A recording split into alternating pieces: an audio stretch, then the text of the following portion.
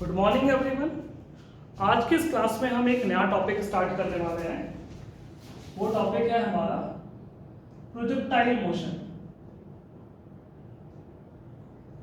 Projectile motion, प्रक्षेपित गति, प्रक्षेप गति, प्रक्षेप गति बोलते हैं उसको। क्या बोलते हैं उसको? प्रक्षेप गति, प्रोजेक्टाइल मोशन। देखो बेसिकली ये जो मेरा प्रोजेक्टाइल शब्द है इसका मतलब क्या है? इसका मतलब है कि कोई भी पार्टिकल है ना, any particle which moves under gravity, एक ऐसा पार्टिकल जो सिर्फ और सिर्फ ग्रेविटी में मूव, मतलब कि उसके ऊपर जो फोर्स लग रहा है वो सिर्फ यहाँ पे ग्रेविटी का लग रहा है। एक ऐसा पार्टिकल वो जब यहाँ पे गति करता है तो उस पर जो फोर्स लग रहा है वो सिर्फ ग्रेविटी का फोर्स लग रहा है। मतलब कि अर्थ के सरफेस पे एक ऐसे पार्टिकल का मोशन जो सिर्फ ग्रेविटी ही उसके ऊपर एक्ट कर रही है। मतलब कि उसका जो प्रवेग होगा वो तुम्हारा जी के इक्वल होगा, है ना। एक ऐसा पार्टिकल जिसका प्रवेग है ना, जिसका एक्सेलरेशन जी के इक्वल होता है, उसको बोलते हैं हम लोग यहाँ पर प्रोजेक्टाइल, है ना। और उसको जब लोग फेंकेंगे, उसको जब लोग यहाँ पे थ्रो करेंगे तो उसका जो मोशन होगा उसको बोलेंगे हम लोग प्रोजेक्टाइल मोशन। देखो बेसिकली ये मोशन का सिंपलेस्ट फॉर्म हम पढ़ चुके हैं। अगर एक पार्टिकल को हम ऐसे ऊपर की ओर फेंकें, कहाँ की ओर फेंकें? एक पार्टिकल को ऊपर की ओर फेंकें, ठीक है। तो ये पार्टिकल है, इसको ऊपर की ओर फेंका है, तो इस पार्टिकल का प्रवेग तुम्हारा क्या होता है? वो जी के इक्वल होता है। ये चीज हमने पढ़ लिया ना, यहाँ पे हमने कब पढ़ा है? Motion in a straight line में। ये एक पार्टिकल है जिसको हम ऊपर की ओर फेंके, कोई पूछे कि इस पार्टिकल का एक्सेलरेशन कितना हो, तो बोला जी।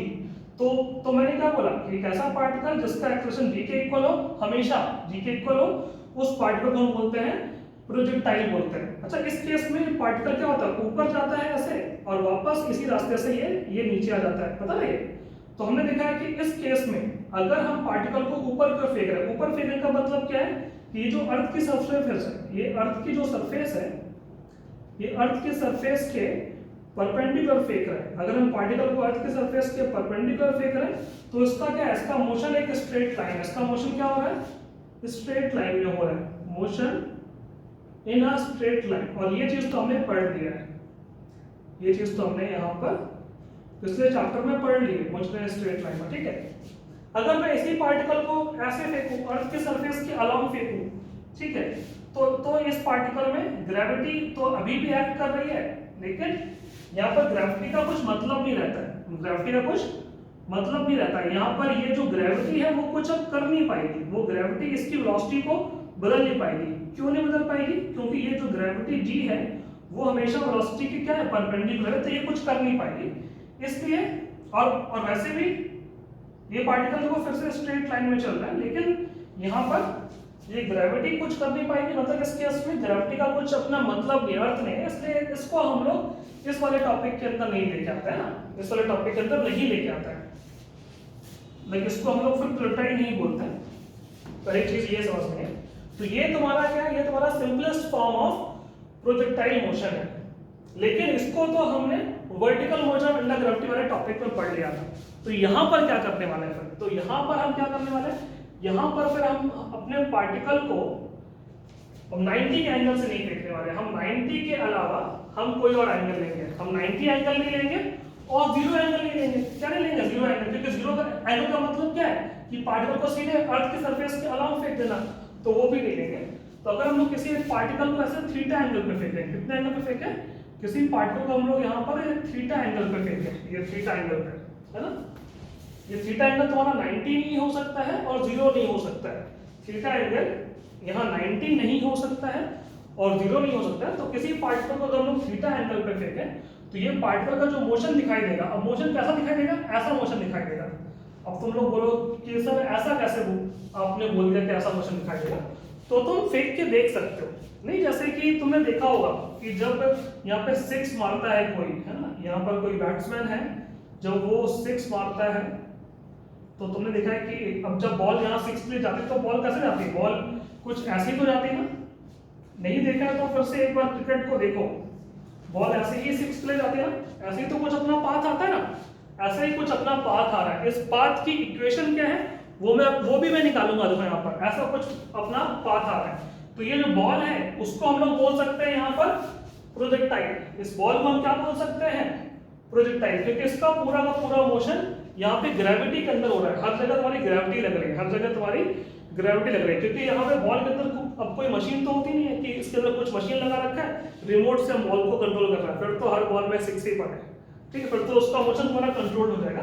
तो हम लोग उसको पार्टिकल या फिर हम उसको प्रोजेक्टाइल नहीं बोलेंगे। या फिर जब एक फुटबॉलर होता है ना, फुटबॉलर में ऐसे फुटबॉल को हम किक करते हैं, फुटबॉल ऐसे अगर गोल पोस्ट के पास जा रही है ऐसे, है ना ऐसे, तो उसका भी तुम्हारा जो पाथ है कुछ ऐसे ही दिखता है तुम्हें। या फिर तुम जब यहाँ पे कैच खेल रहे हो तो भी पाथ ऐसे। या फिर एक हेलीकॉप्टर से, है ना, ये हेलीकॉप्टर से, एक हेलीकॉप्टर से ऊपर से अगर हम यहाँ पर एक चलते हुए हेलीकॉप्टर से एक बॉम्ब को ड्रॉप करें, है ना, ये ऐसा बॉम्ब है कि इसके पास यहाँ पे इंजन नहीं है, ये बॉम्ब को छोड़ रहे हैं चलते हुए हेलीकॉप्टर से, तो ये जो बॉम्ब का जो पाथ है कुछ ऐसा ही आएगा। ये बॉम्ब जब नीचे गिरेगा तो कुछ इस पाथ से नीचे गिरेगा। या तुम किसी बिल्डिंग की छत से जाकर, है ना, होली के दिन तुम बिल्डिंग की छत से जाकर यहाँ पर क्या करो, रंग के भरे हुए तुम यहाँ गुब्बारे फेंको। तुम अगर ऐसे भी फेंकोगे तुम्हारा गुब्बारा, तो ऐसा थोड़ी कि तुम्हारा गुब्बारा सीधे जाता है। तुमने क्या देखा है कि वो पानी से भरा हुआ गुब्बारा ऐसे जाता है नीचे, ठीक है। तो ये सब का ये सारा का सारा मोशन तुम्हारा क्या है? सारा का सारा मोशन तुम्हारा यहाँ पर प्रोजेक्टाइल मोशन है। पहली बात क्या सीखना है, ये सारा का सारा मोशन तुम्हारा क्या है? प्रोजेक्टाइल मोशन है। और इन सब केसेस में ये जो तुमने यहाँ पार्टिकल लिया, ये फुटबॉल या फिर ये बॉल या फिर ये कोई ऑब्जेक्ट या फिर ये तुम्हारा बॉम्ब या फिर ये तुम्हारा यहाँ पर ये तुम्हारा वाटर बलून हो गया। वाटर बलून मतलब कि यहाँ पे पानी से भरा हुआ अपना गुब्बारा हो गया। इन सब का मोशन जो हो रहा है वो ग्रेविटी के अंदर हो रहा है। वो क्या हो रहा है ना, ग्रेविटी के अंदर हो रहा है। तो हम क्या बोलेंगे, तो हम यहाँ पर इन सब के मोशन को बोलेंगे प्रोजेक्टाइल मोशन। और इसी की हम बात कर रहे हैं, इसी की हम लोग बात कर रहे हैं, ठीक है। तो देखो तुम्हें यहाँ पे दिख रहा है कि यहाँ पर कितने टाइप से हो रहा है ना। एक ये अलग टाइप है, इसमें देखो सिर्फ इतना शेप आ रहा है। इसमें देखो यहाँ पर ये पूरा ऐसा शेप आ रहा है, ये अलग अलग शेप भी हमें दिख रहा है। तो इसलिए हम लोग इसके मोशन को हम 3 स्टोरी में डिवाइड करेंगे। हम प्रोजेक्टाइल मोशन को 3 पार्ट में हम डिवाइड करने वाले हैं। तो इतना नोट करो पहले, फिर आगे बढ़ते हैं।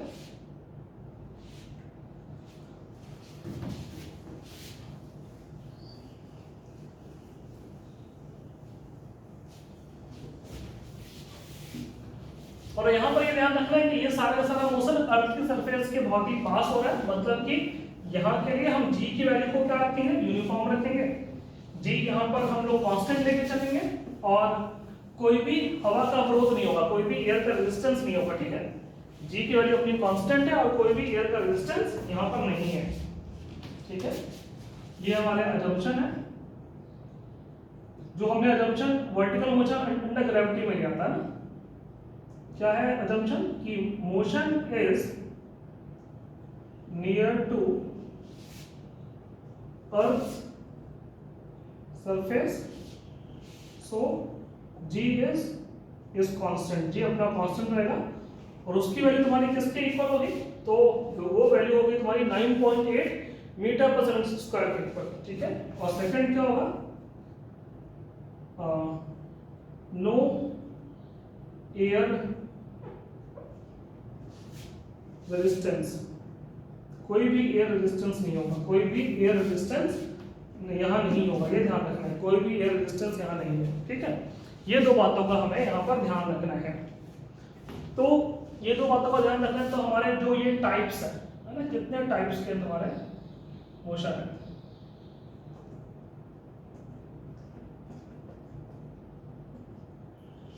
तो इसमें ये हमारे 3 टाइप के हैं। ये फर्स्ट टाइप को बोलता हूं मैं सरफेस टू सरफेस। इसका मतलब क्या है कि ये हमारी अर्थ की सरफेस है,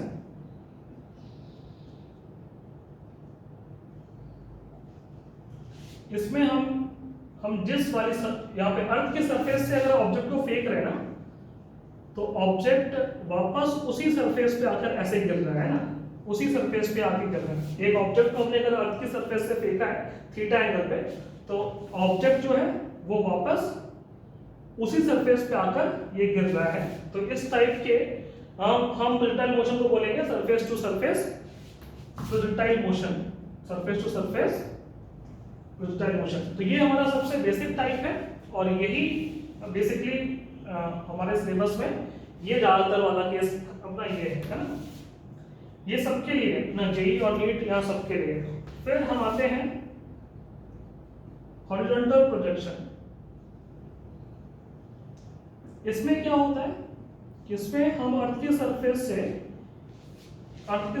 से हम कुछ ऊंचाई पे जाकर फेंके ऑब्जेक्ट को, अर्थ की सरफेस से हम कुछ ऊंचाई पे जाकर फेंके। तो वो ऊंचाई तुम बिल्डिंग की हाइट से ले सकते हो या फिर कोई अपना माउंटेन हो सकता है या हेलीकॉप्टर हो सकता है, कुछ भी हो सकता है। हम ऊंचाई से जाकर फेंके, जैसे ऊंचाई से जाकर हम अब कैसे फेंक सकते हैं, जैसे सीधे की ओर फेंके तो ऑब्जेक्ट ऐसे आएगा। इसमें अब तीन कहानियां, ऐसे फेंक सकते हैं या फिर हम ऐसे फेंक सकते हैं, थीटा एंगल ऐसे, तो उसमें ये ऐसे आएगा नीचे, और या तो हम इसमें ऐसे फेंक सकते हैं।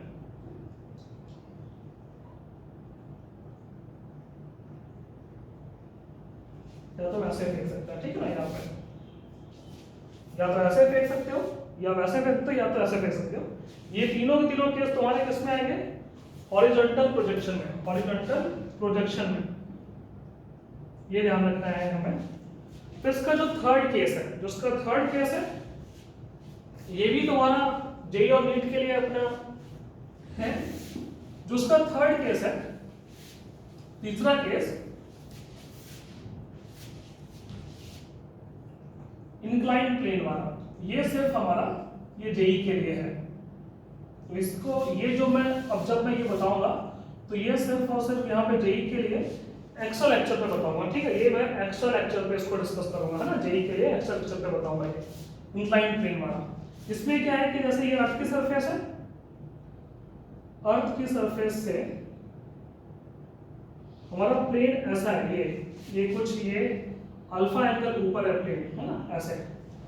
और मैं यहाँ पर प्लेन के नीचे से इस इंक्लाइंड प्लेन के, इसको बोलते हैं लोग इंक्लाइंड प्लेन, इस इंक्लाइंड प्लेन के नीचे से मैं एक ऑब्जेक्ट को फेंकूं ऐसे ऊपर की ओर, ऐसे, इसको बोलते हैं हम लोग कि प्रोजेक्शन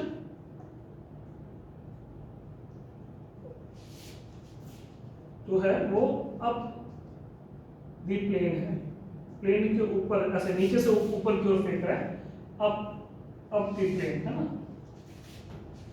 और इसी में दूसरा केस है कि इंक्लाइंड प्लेन के ऊपर से फेंके यहाँ नीचे की ओर, ऐसे ऊपर से फेंके हम लोग ऐसे यहाँ नीचे की ओर, है ना, इसको बोलते हैं हम लोग डाउन दी प्लेन, ठीक है, नीचे की ओर आ रहा है। ये क्या है तुम्हारा प्रोजेक्शन, ये डाउन द प्लेन। ये अर्थ की सरफेस हो गई, ये अर्थ की सरफेस है भाई, और ये तुम्हारा इंक्लाइंड प्लेन है, तो ये हम डाउन दी प्लेन की बात कर रहे हैं, ठीक है। तो ये तुम्हारा सिर्फ और सिर्फ जेई के स्टूडेंट्स के लिए अपना ये सबसे बेसिक है। और अगस्त में हम सिर्फ यही इसके बारे में पढ़ेंगे, ये सब चीजें हम तुम्हारे जो मिड टर्म एग्जाम है उसके बाद हम कवर करेंगे। ये दोनों चीजें हम मिड टर्म के बाद पढ़ेंगे, तो हमें सिर्फ इतना पढ़ना है अभी। और हमारा फिर मोशन इन अ प्लेन जो अपना चैप्टर है वो तुम्हारा अपना 30% कंप्लीट हो पाएगा। ये ध्यान रखना है, मोशन इन अ प्लेन जो चैप्टर है वो अपना मिड टर्म एग्जाम आने वाला है उसमें पूरा नहीं आएगा, सिर्फ और सिर्फ यहाँ तक आएगा, यहाँ तक, है ना।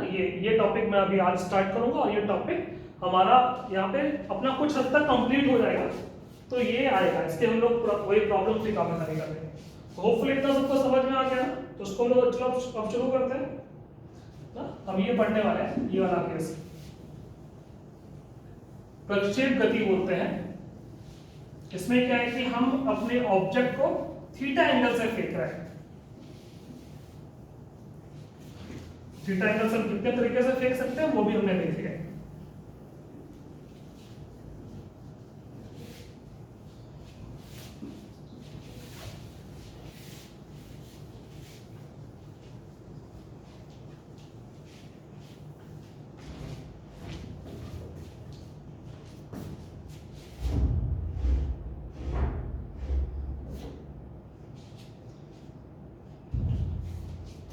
तो हम हम यहाँ पर प्रोजेक्टाइल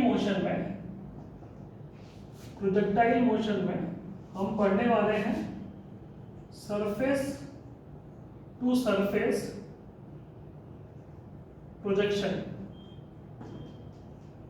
कुछ बुक्स में इसको हम लोग ऑब्लिक प्रोजेक्शन भी बोलते हैं, ऑब्लिक प्रोजेक्शन, है ना। कुछ बुक में इसको हम लोग ऑब्लिक प्रोजेक्शन भी बोलते हैं। ऑब्लिक का मतलब कि ये थीटा एंगल पे फेंकना है। तो ये हमारा एक सिंपल सा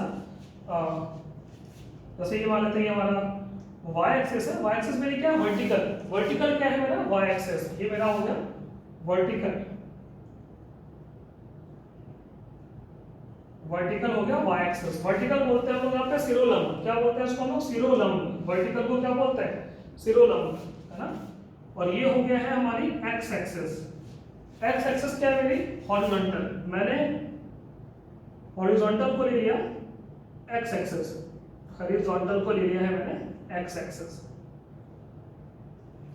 फिर इसके उद्गम बिंदु से t = 0 पर ये तुम्हारी एक्स एक्सिस है, मतलब कि अर्थ की सरफेस है, अर्थ की सरफेस है। और ये मेरा पार्टिकल है, ये मेरा यहाँ पर पार्टिकल है, जिसको हम चाहे तो इसको हम लोग प्रोजेक्टाइल भी बोल सकते हैं। क्या बोल सकते हैं इसको हम लोग? प्रोजेक्टाइल भी बोल सकते हैं। इस पार्टिकल को मैंने प्रारंभिक वेग u दिया है। u वेग देखो ऐसे दिया है। u जो है वो तुम्हारा हॉरिजॉन्टल से थीटा एंगल पे है। किससे बताओ? थीटा एंगल पे, हॉरिजॉन्टल से थीटा एंगल पे। तो u क्या है तुम्हारा? u है तुम्हारा यहाँ पर इनिशियल वेलोसिटी। u है तुम्हारा initial velocity of the projectile, हमारे प्रोजेक्टाइल की प्रारंभिक वेग, है ना। थीटा क्या है तुम्हारा? थीटा है तुम्हारा angle of projection, projection with the horizontal. हमारे हॉरिजॉन्टल से हम कितने एंगल पे फेंक रहे हैं हमारे पार्टिकल को, वो है एंगल, है ना, थीटा। थीटा देखो मैंने कहां से लिया है? थीटा मैंने यहाँ पर हॉरिजॉन्टल से लिया है। वर्टिकल से भी हो सकता था, लेकिन जो भी फॉर्मूला हम लोग बता रहे हैं वो हम लोग ले रहे हैं यहाँ पे हॉरिजॉन्टल से। अगर हमारी प्रॉब्लम में वर्टिकल से दिया हुआ तो उसको बदलना तुम्हें आना चाहिए, वो मैं बता दूंगा, ठीक है। तो अगर ऐसे फीलिंग, तो हमने क्या देखा है? हमने देखा है कि भाई पार्टिकल ऐसे जाता है, ऐसे जाता है ना, ऐसे जाता है पार्टिकल। तो पार्टिकल अगर ए से शुरू हो रहा है ना, ये ए से यहाँ शुरू हो रहा है, तो पार्टिकल यहाँ पे बी पे आके गिरता है। पार्टिकल अगर ए से शुरू हो रहा है तो पार्टिकल ऐसे हवा में जाते हुए बी पे आके गिर रहा है ना, ऐसे। यहाँ पे हम हवा का अवरोध हम नहीं ले रहे हैं, यहाँ पे हम एयर रेजिस्टेंस हम नहीं ले रहे हैं, पार्टिकल ऐसे जाके दिख रहा है। तो अगर मान लेते हैं कि पार्टिकल को मैंने t = 0 पे फेंका है, पार्टिकल को मैंने t = 0 पे फेंका है, तो पार्टिकल ऐसे जा रहा है और बी पे आके जब गिर रहा है ना, जब आके यहाँ गिर रहा है, तो जो हमारा जितना समय हुआ है उसको हमने बोल दिया t, है ना, कैपिटल T। तो हमें ये t निकालना है। हमें क्या निकालना है कि पार्टिकल कितने टाइम बाद ए से जब फेंका है तो कितने टाइम बाद हमारा बी पे आके गिर रहा है, पहली चीज ये बतानी है। फिर सेकंड चीज बतानी है कि पार्टिकल एक्स एक्सिस के अलाउंग कितना चला। तो ये पार्टिकल का एक्स एक्सिस के अलाउंग जो हमारा डिस्प्लेसमेंट है उसको हम लोग बोलते हैं r। r क्या है? रेंज। r को बोलते हैं रेंज, है ना। t को बोलते हैं हम लोग यहाँ पर अवधि, है ना, रेंज, सॉरी, t को बोलते हैं हम लोग उड्डयन समय। क्या बोलते हैं? उड्डयन समय बोलते हैं, उड्डयन समय बोलते हैं ना, टाइम ऑफ फ्लाइट। r को बोलते हैं रेंज। रेंज मतलब कि x एक्सिस के अलाउंग डिस्प्लेसमेंट या हॉरिजॉन्टल के अलाउंग डिस्प्लेसमेंट। अच्छा, y के अलाउंग जो डिस्प्लेसमेंट है, तो हमें क्या दिख रहा है कि पार्टिकल y के अलाउंग, देखो ये भी y के अलाउंग डिस्प्लेसमेंट है, ये भी y के अलाउंग डिस्प्लेसमेंट है, ये भी y के अलाउंग डिस्प्लेसमेंट है। पर इन सब में से जो सबसे मैक्सिमम वाला है, इन सब में देखो मैक्सिमम कब होगा? इस ये एकदम टॉप मोस्ट पॉइंट है ना, टॉप मोस्ट पॉइंट पे मैक्सिमम वाला होगा, ऐसे, है ना। तो ये जो हमारा सबसे मैक्सिमम वाला यहाँ पे y के अलाउंग डिस्प्लेसमेंट है उसको बोलते हैं हम लोग h max। क्या बोलते हैं इसको हम लोग? h max, मतलब कि मैक्सिमम हाइट। हमने यहाँ पे मैक्सिमम हाइट क्यों रखी है? क्योंकि हाइट तो बहुत सारी है। जब पार्टिकल यहाँ पहुंचा है तो ये हाइट है, पार्टिकल यहाँ पहुंचा तो ये हाइट है, लेकिन इन सब हाइट में से जो सबसे हमारी मैक्सिमम हाइट है, अधिकतम ऊंचाई है, मैक्सिमम हाइट है, वो हमें निकालना है। तो यहाँ पे हमें तीन चीजें निकालनी होती है। टी निकालना होता है, इसको बोलते हैं हम लोग time of flight, time of flight बोलते हैं टी, है ना, उड्डयन समय। हमें निकालना होता है आर। आर क्या होता है? रेंज। रेंज को बोलते हैं गुजराती में अवधि। रेंज निकालनी होती है। रेंज क्या है तुम्हारा? एक्स एक्सिस के अराउंड डिस्प्लेसमेंट, है ना, ए से बी तक देखो ये सीधे। और एच मैक्स क्या है तुम्हारी, मैक्सिमम हाइट। एच मैक्स क्या है तुम्हारा, मैक्सिमम हाइट। हमें इस केस के लिए मैक्सिमम हाइट बतानी है ना, ये तीन चीजें हमें बतानी है कि टाइम ऑफ फ्लाइट क्या होगी, रेंज क्या होगी, मैक्सिमम हाइट क्या होगी। अच्छा यहाँ पर आप ध्यान से देखें तो ये हमारी एक मोशन इन अ प्लेन की प्रॉब्लम हो गई, क्योंकि इसमें क्या दिख रहा है कि पार्टिकल एक्स एक्सिस के अलोंग भी उसका मोशन है और वाई एक्सिस के अलोंग भी मोशन है, क्योंकि पार्टिकल का रियल मोशन ये है, ये पार्टिकल का रियल मोशन है ना। पार्टिकल आगे भी जा रहा है, ऊपर भी आ जा रहा है। देखो पहले आगे और ऊपर देखो, पार्टिकल यहाँ पहुंचा मतलब कि वो एक्स के अलोंग भी कुछ चला है, वाई के अलोंग भी कुछ चला, लेकिन वो ऐसे नहीं चला है, वो ऐसे चला, ये ध्यान रखना है ना, ये ऐसे चला है। तो पार्टिकल ऐसे आगे भी जा रहा है, एक्स के अलोंग भी जा रहा है, वाई के अलोंग भी जा रहा है, ऐसे ऊपर, फिर वो सबसे ऊपर पहुंच के फिर वो वापस नीचे आना शुरू करता है। तो हम क्या देख रहे हैं कि इस पार्टिकल का जो मोशन है वो एक्स वाई प्लेन में मोशन है। अब जब किसी का भी मोशन एक्स वाई प्लेन में होता है तो वो तुम्हारा मोशन इन अ प्लेन की प्रॉब्लम हो जाती है। इसलिए हम लोग ये बोल सकते हैं कि projectile motion in a plane का एक एग्जांपल है, एक कहानी है ना, इसमें मोशन इन अ प्लेन हो रहा है। अब मोशन इन अ प्लेन की प्रॉब्लम कैसे सॉल्व करनी है, तो मैंने क्या सिखाया था, मैंने ये सिखाया था कि मोशन इन अ प्लेन की प्रॉब्लम को सॉल्व करने के लिए तुम्हें एक्स एक्सिस अलग सॉल्व करनी होती है और वाई एक्सिस अलग सॉल्व करनी होती है। ये बात को हमेशा दिमाग में रखना है कि मोशन इन अ प्लेन की प्रॉब्लम को सॉल्व करने के लिए एक्स एक्सिस अलग सॉल्व करनी होती है और वाई एक्सिस अलग सॉल्व करनी, मतलब कि देखो रियल मोशन ये है, पर हम कभी भी ये रियल मोशन नहीं देखेंगे, हम एक्स का मोशन अलग देखेंगे और वाई का मोशन अलग देखेंगे। देखो उसका देखने का तरीका क्या, वो भी मैं बताता हूँ। पहले इतना नोट करो कि हमें करना क्या है, फिर हम लोग एक्स और वाई एक्सिस को सॉल्व करते हैं और मैं ये भी सिखाता हूँ कि हम किस तरह से सॉल्व करेंगे, ठीक है ना। तो हम लोग ये तीन चीज निकालेंगे, टाइम ऑफ फ्लाइट, रेंज और मैक्सिमम, इसके फॉर्मूले निकालने वाले हैं।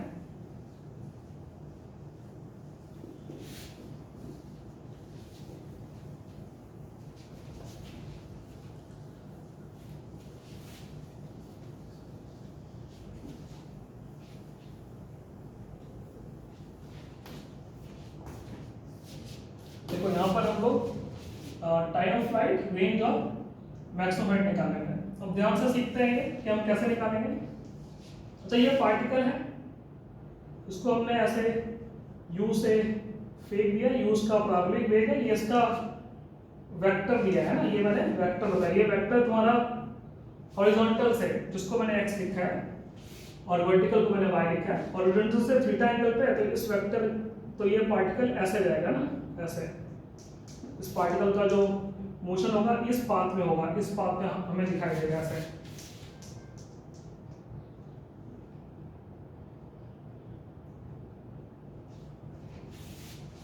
ठीक है, ऐसा मोशन हो रहा है, ये पार्टिकल ए से बी तक जा रहा है, बी पे आके वो एकदम टकराएगा, है ना। तो हमें ये नहीं पढ़ना है कि टकराने के बाद क्या होगा, क्योंकि अभी हमने कोलिजन में सीखा है, तो आफ्टर कोलिजन क्या होगा वो नहीं पता। यहाँ पर ये मेरा कोलाइड करेगा, टकराएगा, पर टकराने के बाद क्या होगा वो अभी नहीं सोचना है सिर्फ, है ना, ये ध्यान रखना है। तो अब कैसे सॉल्व करेंगे, तो हमें ये पता है कि अर्थ, ये एक्स एक्सिस क्या है, अर्थ की सरफेस है, तो अर्थ की सरफेस के परपेंडिकुलर लगती है ये ग्रेविटी, है ना, ये ग्रेविटी लग रही है हमेशा नीचे की ओर।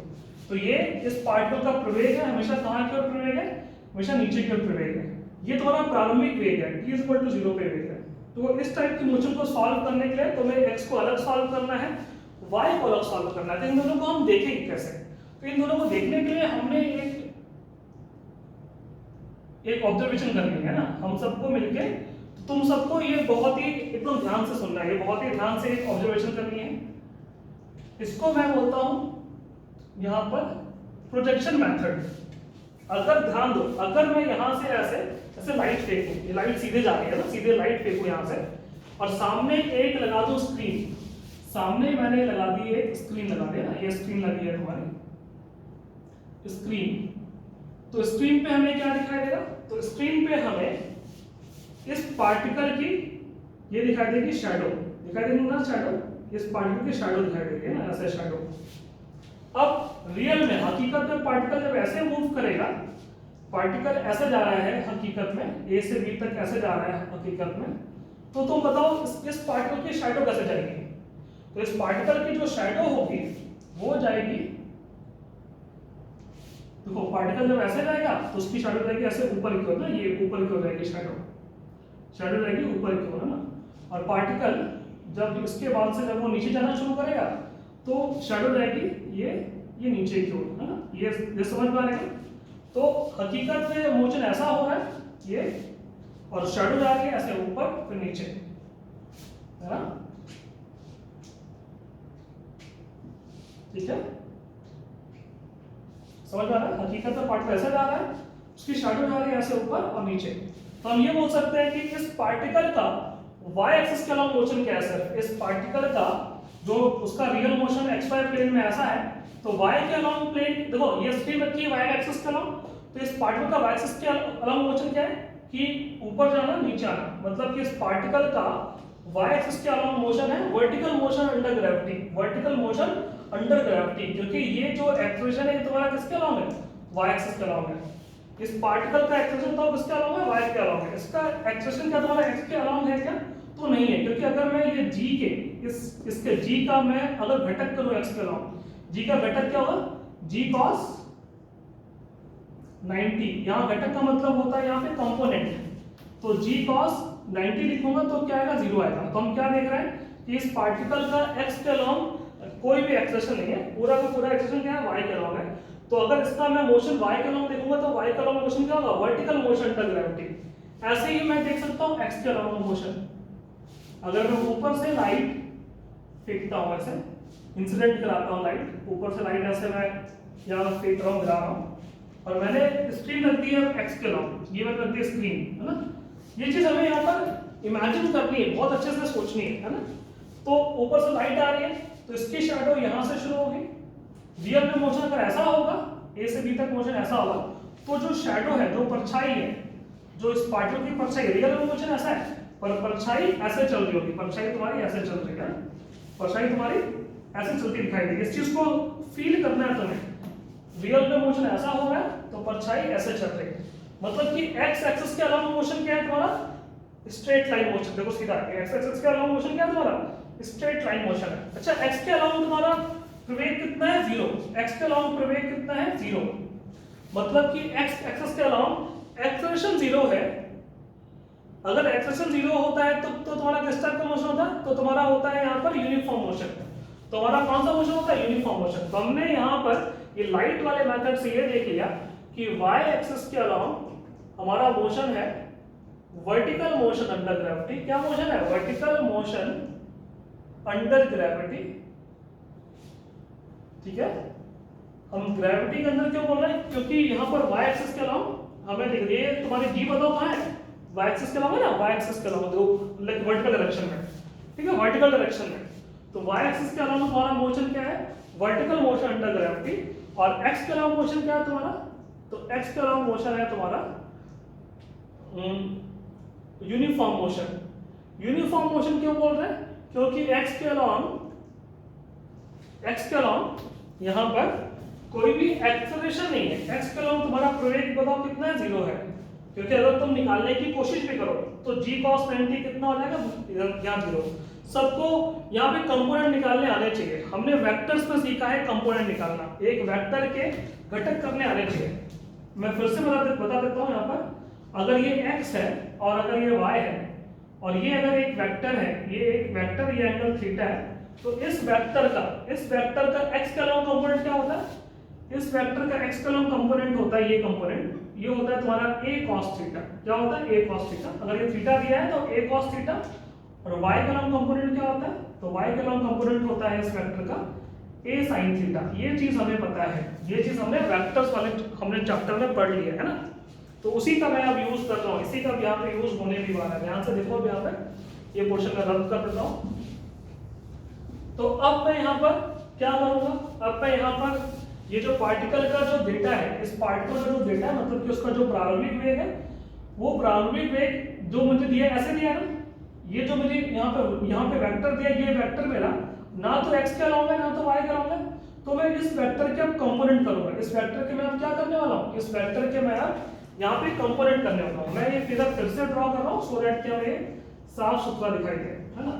क्यों करने वाला हूँ यहाँ पे कंपोनेंट, सो दैट कि मैं ये यहाँ पता कर पाऊँ कि x के अलॉन्ग इसकी वेलोसिटी क्या है और y के अलॉन्ग क्या वेलोसिटी है। रियल वेलोसिटी ये है ना, वास्तविक वेग ये है, पर हम तो रियल मोशन तो हम कभी सॉल्व ही नहीं करते हैं, हम ये रियल मोशन तो सॉल्व नहीं कर रहे हैं, हम तो x को अलग सॉल्व करेंगे, y को अलग सॉल्व करेंगे। तो u का x के अलॉन्ग कंपोनेंट कितना आएगा, तो ये अगर u है, ये थीटा है, तो ये कंपोनेंट आएगा u cos थीटा, इसको हम लोग बोल सकते हैं ux, है ना, x के अलॉन्ग प्रारंभिक वेग ux, तो u cos थीटा। इसका y के अलॉन्ग कंपोनेंट कितना आएगा, तो y के अलॉन्ग कंपोनेंट आएगा uy, वो कितना u sin थीटा, कितना है वो u sin थीटा। एक बार हम जिस वेक्टर के कंपोनेंट कर लेते हैं तो उसको हटा देते हैं कि अब वो नहीं देख रहे, हम ये देखेंगे और ये देखेंगे, हम x का मोशन अलग देखेंगे, y का मोशन अलग देखेंगे। अब x के अलॉन्ग तो कोई भी प्रवेग नहीं है, तो x का प्रवेग तो 0 है, पर y का अलॉन्ग प्रवेग तुम्हारा नीचे की ओर है, और वो तुम्हारा क्या है, वो तुम्हारा g के बराबर है ना, क्योंकि अर्थ की वजह से तुम्हारा एक्सेलरेशन आ रहा है, ठीक है। तो मैं y का मोशन लिखूं तो y के मोशन में ऐसा, अब बताओ y के लिए मुझे क्या दिख रहा है, y के लिए ये दिख रहा है कि एक पार्टिकल को हमने ऊपर फेंक दिया है, तो पार्टिकल ऐसे ऊपर जा रहा है और g लग रहा है नीचे की ओर, तो उसकी वेलोसिटी धीमे धीमे अपनी क्या होगी, अपनी कम होगी, फाइनली जीरो हो जाएगी। जीरो कहां पे होगी, टॉप मोस्ट पॉइंट पे। रियल में जो उसका टॉप मोस्ट पॉइंट है ना, रियल में जो उसका टॉप मोस्ट पॉइंट है, सबसे ऊपर वाला पॉइंट है ना, वही हमारा y वाला टॉप मोस्ट पॉइंट होगा, वही तो मेरा क्या होगा, y वाला टॉप मोस्ट पॉइंट होगा। तो हम ये क्या, हम ये देख सकते हैं, हम क्या देख सकते हैं कि अगर हमें मैक्सिमम हाइट निकालनी है, अगर हमें यहाँ पर हमारे पार्टिकल की मैक्सिमम हाइट निकालनी है, रियल वाले मोशन में मैक्सिमम हाइट निकालनी है, तो हम क्या कर ले, हम लोग यहाँ पर वर्टिकल मोशन की मैक्सिमम हाइट निकालते हैं। जो हमारे वर्टिकल मोशन की मैक्सिमम हाइट होगी वही रियल वाले की मैक्सिमम हाइट होगी। और अगर हमें रेंज निकालना है, रेंज है ना, अगर मुझे ये रेंज निकालनी है तो हम क्या कर लें, हम x एक्सिस के अलाउंग निकाल लेते हैं डिस्प्लेसमेंट। x के अलाउंग जो मेरा डिस्प्लेसमेंट होगा, जो मेरा स्थानांतर होगा, वही रेंज होगी। और हमने ये भी सीखा है मोशन इन अ प्लेन में कि तुम x और y का मोशन अलग तो सॉल्व कर सकते हो, लेकिन दोनों को अगर कंबाइन करना है तो यहाँ पे टाइम हमारा कॉमन फैक्टर है ना, कि x में जो टाइम लगेगा पूरा टाइम, वही टाइम तुम्हारा y में लगेगा। उसका मतलब क्या, वो मैं समझाता हूँ कि अगर a से b तक जाने के लिए हमारे पार्टिकल को अगर t टाइम लगा है, कितना टाइम लगा है, t टाइम लगा है, a से b तक रियल मोशन के लिए t टाइम लगा है, तो उतने ही टाइम में इसकी परछाई ऊपर से नीचे आएगी। ऑब्वियसली ऐसा थोड़ी कि परछाई पीछे छूट जाएगी, ऐसा तो नहीं होगा ना, सब कुछ एक साथ ही चलेगा ना, सिंपल सा कि a से b तक जाने में यहाँ पर ये जो रियल में अगर t टाइम लगा है, ऐसे यहाँ से यहाँ तक आने में t टाइम लगा है, तो उतने टाइम में परछाई ऊपर से नीचे आएगी, और उतने टाइम में ये वाली परछाई यहाँ से यहाँ आएगी, है ना।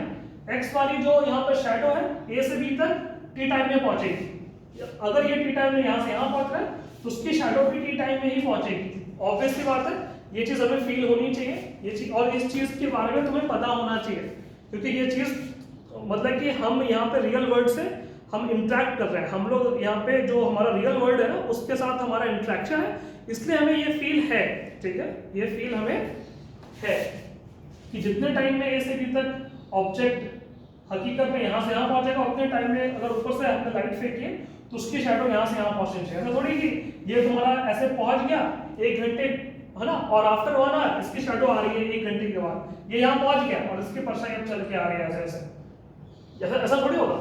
जितने समय के लिए ये चलेगा उतने समय के लिए इसकी परछाई चलेगी, जितने समय के लिए ये चलेगा उतने समय के लिए इसकी ये वाली परछाई चलेगी, y एक्सिस वाली परछाई भी उतने टाइम के लिए चलेगी और x वाली परछाई भी उतने टाइम के लिए चलेगी, है ना। y वाली शैडो उतने टाइम के लिए चलेगी और x वाली भी शैडो उतने टाइम के लिए चलेगी जितने टाइम के लिए हमारा ये रियल वाला पार्टिकल चलेगा, ठीक है। तो यहाँ पे टाइम जो है वो x और y में हमारा कनेक्टिंग फैक्टर है, वो हमारा x और y में कनेक्टिंग फैक्टर है। तो इन सब की हेल्प से देखो अब मैं रेंज निकालने वाला हूँ, मैक्सिमम हाइट निकालने वाला हूँ और टाइम ऑफ फ्लाइट निकालने वाला हूँ। तो उसके लिए मैं ये पोर्शन अब रब कर देता हूँ। ये तो मैंने समझाने के लिए बताया था कि हम क्या करने वाले हैं कि हम रियल वाला मोशन कभी नहीं देखेंगे, हम y और x एक्सिस को अलग अलग सॉल्व करेंगे।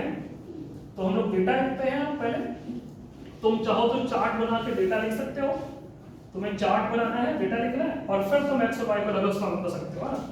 तो तुम चार्ट कैसे बनाओगे, तो यहाँ पर x एक्सिस के अलावा का डेटा क्या है वो तो मैंने, है ना, वैसे फिगर में लिख दिया, लेकिन फिर से मैं अलग से लिख देता हूँ, और y एक्सिस के अलावा का डेटा क्या है। तो x एक्सिस के अलॉन्ग मेरा जो इनिशियल वेलोसिटी है वो कितनी दिख रही है, u cos थीटा। ये वेलोसिटी तुम्हारी कब है, t इक्वल टू 0 पे। ये वेलोसिटी कब है भाई, t इक्वल टू 0 पे। इसलिए इसको बोल रहे हैं हम लोग इनिशियल वेलोसिटी, है ना, प्रारंभिक वेग बोल रहे हैं इसको। क्या बोल रहे हैं, प्रारंभिक वेग, u cos ये थीटा। y के अलॉन्ग मेरी क्या है इनिशियल वेलोसिटी, तो u sin theta, u sin theta. x के अलॉन्ग तुम्हारा एक्सेलरेशन कितना है, तो 0। x के अलॉन्ग तुम्हारा एक्सेलरेशन कितना है, 0। y के अलॉन्ग क्या है एक्सेलरेशन, तो ये g है y के अलॉन्ग, और ये डाउनवर्ड है। y के अलॉन्ग एक्सेलरेशन नीचे की ओर है, y के अलॉन्ग वेलोसिटी ऊपर की ओर है, x के अलॉन्ग वेलोसिटी आगे की ओर है और एक्सेलरेशन 0 है ना। ये डेटा हो गया मेरा, है ना। अब मैं पहले y एक्सिस सॉल्व करता हूँ। y एक्सिस पहले क्यों सॉल्व करता हूँ, क्योंकि y एक्सिस से टाइम निकालना आसान होगा। y एक्सिस में क्या होगा, ऊपर जाना फिर नीचे आना, उसका टाइम निकालना है। तो अच्छा, y एक्सिस के अलॉन्ग हमें क्या दिख रहा है, y एक्सिस के अलॉन्ग हमें ये दिख रहा है कि हमारे पार्टिकल की जो शैडो है उसकी starting velocity u sin theta है, और उसका एक्सेलरेशन कितना है तुम्हारा y के अलॉन्ग, u y हो गया तुम्हारा u sin theta, a y हो गया तुम्हारा g, ये तुम्हारा नीचे की ओर, और ये t इक्वल टू 0 से फेंका है तो ये ऐसे ऊपर जाएगा और फिर ये नीचे आएगा। अच्छा, पहले ये निकालता हूँ कि ऊपर जाएगा तो उसकी हाइट कितनी होगी, तो उसकी हाइट वही मैक्सिमम हाइट की बात कर रहा है, मैक्सिमम हाइट निकालनी। और इसके ऊपर नहीं जा रहा मतलब कि यहाँ पर आ जाए तो उसकी वेलोसिटी कितनी हो गई, तो 0। y एक्सिस के अलॉन्ग मेरी फाइनल वेलोसिटी कितनी हो गई, तो 0। तो मुझे पहले ये हाइट निकालनी है for h max। For h max मैं y का मोशन देख रहा हूँ, मैं क्या देख रहा हूँ, y का मोशन देख रहा हूँ। y के मोशन के लिए u y हमें दिया है, a y दिया है, v y दिया है, h max निकालना है। तो कौन सा फॉर्मूला यूज कर सकते हैं, तो using v y square is equal to u y square plus 2 a y into s y, ये फॉर्मूला यूज करेंगे। तो ये फॉर्मूला यूज करना है तो फिर से ये फॉर्मूला तुम्हारा स्ट्रेट लाइन वाला फॉर्मूला है, तो तुम सबको प्रॉपर साइन कन्वेंशन के साथ यूज करना है। तो मैंने यूज करने के लिए ऊपर के सारे वेक्टर्स पॉजिटिव, नीचे के सारे वेक्टर्स यहाँ नेगेटिव। रियल मोशन प्लेन में हो रहा है, लेकिन सॉल्व करने के लिए हम स्ट्रेट लाइन वाला मोशन देख रहे हैं, क्योंकि हम y को अलग सॉल्व कर सकते हैं और x को अलग सॉल्व कर सकते हैं। इस बात को अपने दिमाग में अच्छे से बिठा लेना है यहाँ पे, है ना। तो ये सिर्फ ऊपर वाला मोशन देख रहे हैं हम लोग, सिर्फ ये वर्टिकल मोशन देख रहे हैं, मतलब कि अपवर्ड मोशन देख रहे हैं। तो अपवर्ड मोशन में v y तो 0 हो गया, u y तुम्हें कितना दिया, u sin थीटा, और ऊपर की ओर है तो फिर पॉजिटिव, तो u sin थीटा का स्क्वायर प्लस 2 a y कहां की ओर है, a y है नीचे की ओर, नीचे की ओर कितना हो गया, तो minus g into s y. S y कहां की ओर है, तो ये देखो डिस्प्लेसमेंट है ना, प्रारंभिक स्थान से अंतिम स्थान की ओर, इनिशियल पोजीशन से फाइनल पोजीशन की ओर डिस्प्लेसमेंट, ये ऊपर की ओर है, तो ये प्लस साइन के साथ, और इसकी वैल्यू क्या है मेरी h max। मुझे h max मैंने इसका सिंबल ले लिया, यहाँ पे डिस्प्लेसमेंट का सिंबल मैंने h max ले लिया, तो ये h max आ गया। इसको सॉल्व करने पर ये आएगा तुम्हारा u sin थीटा का whole square equal to 2g h max। इसको वहां पे इसको यहाँ रख दिया, तो इसलिए ये माइनस का साइन वहां प्लस हो गया ना। यहाँ से h max कितना आ जाएगा, h max आ जाएगा तुम्हारा, इसको सॉल्व, इसको यहाँ पे खोल दो, तो ये होगा u square into sin square theta upon 2g। ये तुम्हारा हो गया मैक्सिमम हाइट का फॉर्मूला, है ना। किसके लिए, हमारी प्रोजेक्टाइल के लिए ये मैक्सिमम हाइट का फॉर्मूला हो गया। अच्छा, यहाँ पे तुम सबको मैं एक चीज ये भी बताना चाहूंगा कि ये फॉर्मूला कुछ नया नहीं है। ये फॉर्मूला देखो, ध्यान से देखो, अगर तुम सबको याद हो तो मैं बता रहा हूँ कि जब हमने वर्टिकल मोशन अंडर ग्रेविटी पढ़ी थी, तब मैंने जब किसी ऑब्जेक्ट को u से ऊपर फेंका था, तब मैंने उसकी मैक्सिमम हाइट का फॉर्मूला क्या निकाला था, u स्क्वायर अपॉन 2g। ये सबको याद है ना। अगर नहीं याद है तो एक बार पेज पलट के देख सकते हो, ये फॉर्मूला निकाला था ना उस केस में। इस केस में अगर मैं थीटा एंगल से फेंकता हूं तो इस u का एक हमारा कंपोनेंट, एक है ना कंपोनेंट, अब कौन सा कंपोनेंट, u sin थीटा। इस केस में क्या हो रहा है, इस केस में u sin थीटा ये मेरा वर्टिकल कंपोनेंट आ रहा है, मतलब u sin थीटा ये हमारे पार्टिकल को ऊपर लेके जा रहा है और u cos थीटा ये पार्टिकल को आगे लेके जा रहा है। तो u sin थीटा की वजह से तुम्हारी मैक्सिमम हाइट आ रही है, ध्यान रखना u cos थीटा की वजह से मैक्सिमम हाइट यहाँ पर नहीं आ रही है ना। तो u sin थीटा की वजह से मैक्सिमम हाइट आ रही है, इसलिए अगर मैं u को u sin थीटा पुट कर दूंगा तो कोई यही फॉर्मूला आने वाला है। हम ऐसे भी याद कर सकते हैं, लेकिन ये चीज मैंने पहले नहीं बताई सो दैट कि तुम कंफ्यूज ना हो, लेकिन अब तुम इस बात को समझ सकते हो कि ये एक ही चीज है। यहाँ पर रियल मोशन ये है, क्यों है रियल मोशन है? क्योंकि अब मैंने ऑब्जेक्ट को ऐसे नहीं फेंका है, मैंने ऐसे फेंका है। तो ऐसे फेंकने का मतलब क्या है कि u का एक जो कंपोनेंट है u cos थीटा वो उसको आगे लेके जा रहा है, और दूसरा जो हमारा कंपोनेंट है u sin थीटा वो उसको ऊपर और फिर नीचे लेके आ रहा है ना। u sin थीटा जैसे अगर मैं u से ऊपर फेंकता हूं तो ऑब्जेक्ट ऊपर जाता है फिर वो नीचे आता है। इट मींस कि इसके लिए जो मेरा टाइम था ना, इसके जो मेरा ऊपर और जो नीचे आने का अपना टाइम है वही टाइम इसके लिए भी निकल सकता है। तो हम लोग y एक्सिस से ही टाइम निकालेंगे। अगर एक ऑब्जेक्ट को मैं u sin थीटा से ऐसे ऊपर फेंक रहा हूं, ऐसा सोच लेते हैं कि एक ऑब्जेक्ट को अगर मैं u sin थीटा से ऊपर फेंक रहा हूं तो ऑब्जेक्ट ऐसे ऊपर जाएगा फिर वो नीचे आएगा। तो इस पूरे प्रोसेस में उसका वर्टिकल डिस्प्लेसमेंट कितना हो, 0, क्योंकि जहां से शुरू हुआ वो वहीं पर ही आकर वो गिर गया। वर्टिकल डिस्प्लेसमेंट हो गया 0, ठीक है, प्रारंभिक वेग या फिर इनिशियल वेलोसिटी हो गई u sin थीटा, और एक्सेलरेशन हो गया तुम्हारा g के इक्वल। तो टोटल टाइम कितना लगने वाला है? तो मैं अब यहाँ टाइम ऑफ फ्लाइट की बात कर रहा हूँ, उसके लिए मुझे ये पार्ट रब करना पड़ेगा, तो उसको रब कर देता हूँ। तो अभी मैं y एक्सिस ही सॉल्व कर रहा हूँ, अभी भी हम y एक्सिस ही सॉल्व कर रहे हैं, ध्यान रखना है ना। तो फिर यहाँ पर ध्यान दो कि फॉर t है ना, टाइम ऑफ फ्लाइट की बात कर रहे हैं, तो उसमें क्या है? तो उसमें ऐसा है कि एक पार्टिकल को अगर मैंने u sin थीटा से ऊपर फेंका, एक्चुअल में क्या है u sin थीटा, तो वो शैडो का कंपोनेंट है ना, ऐसे जिसको u y बोल रहे हैं। पार्टिकल ऐसे ऊपर जाएगा और फिर ऐसे ये नीचे आएगा ना। तो t 0 पे फेंका तो कितने टाइम बाद वो नीचे आएगा? तो हम ये देख सकते हैं कि इसका डिस्प्लेसमेंट 0 होगा, इसका डिस्प्लेसमेंट 0 हो गया है। तो यूजिंग हम कौन सा फॉर्मूला यूज कर रहे हैं? sy = u by t plus half a by ये t स्क्वायर। ये फॉर्मूला क्यों यूज कर रहे हैं? क्योंकि हमें डिस्प्लेसमेंट पता है 0, हमें प्रारंभिक वेग पता है u sin थीटा, t तो हमें निकालना है, और हमें ay पता है। ay क्या होगा तुम्हारा? ये g के इक्वल होगा। बस यहाँ डेटा पुट करना है, तो प्रॉपर साइन कन्वेंशन के साथ हमें डेटा पुट करना है। तो डिस्प्लेसमेंट तो 0 हो गया, u y को पुट कर दिया है u sin थीटा, t का सिंबल हमने अब ये कैपिटल T ले लिया है ना, प्लस हाफ a y का डेटा पुट कर दिया है हमने, ये माइनस g के इक्वल, क्योंकि a y नीचे की हो रहा है, माइनस g के इक्वल, और ये t स्क्वायर। इसको सॉल्व करते हैं तो ये पार्ट जाएगा यहाँ पर, देगा half g t square is equal to u sin theta into t। एक t से एक t हटा देंगे क्योंकि हमें एक ही रूट चाहिए, तो यहाँ से t आ जाएगा तुम्हारा 2u sin थीटा, ये 2 ऊपर गया, 2u sin theta upon g। ये देखो ये हमारी टाइम ऑफ फ्लाइट का फॉर्मूला हो गया ना। इसको टाइम फ्लाइट का फॉर्मूला बोल देंगे हमारे प्रोजेक्टाइल मोशन के लिए, मतलब कि इस टाइप के मोशन के लिए। अगर हम एक ऑब्जेक्ट को u से फेंकते हैं थीटा एंगल पे, तो ऑब्जेक्ट जो यहाँ से यहाँ पे ऐसे गिरता है, t 0 से शुरू हो रहा है, तो कितने टाइम बाद वो गिरेगा? तो वो t = u sin theta time के बाद वहां गिरेगा। सिंपल सा ये कहानी है। और यही चीज तो तुम्हारे देखो वर्टिकल मोशन से भी आई थी, याद करो। अगर एक ऑब्जेक्ट को मैं u से ऊपर फेंकता हूँ t = 0 पे, तो ऑब्जेक्ट ऊपर जाता है फिर वो वापस नीचे आता है, तो उसको कितना टाइम लगता है? तो वहां तुमने लिखा था टाइम 2u/g, क्योंकि यहाँ पे u/g ऊपर जाने का, u/g नीचे आने का, और टोटल सम कितना था? 2u/g। तुम ये भी फॉर्मूला पेज पे देख सकते हो।